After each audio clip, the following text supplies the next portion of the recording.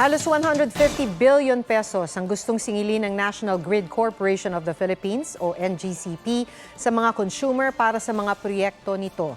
Sabi ng ERC, para yan sa mga proyekto ng NGCP mula 2016 to 2022.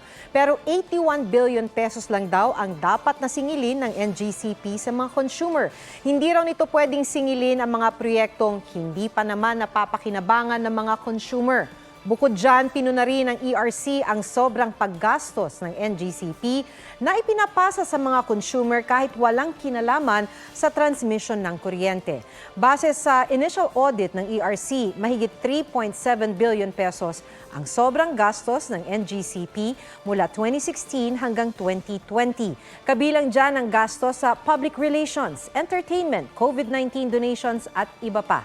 Ayaw ring payagan ng ERC ang higit 1 bilyong pisong bonus, sweldo at non-mandatory benefits na binigay ng NGCP sa mga empleyado.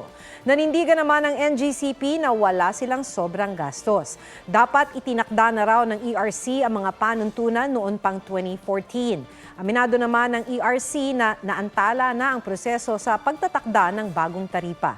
Binibigyan nila ang NGCP ng 15 araw para magkomento bago malaman kung may refund ba o wala sa transmission charges na sinisingil ng NGCP.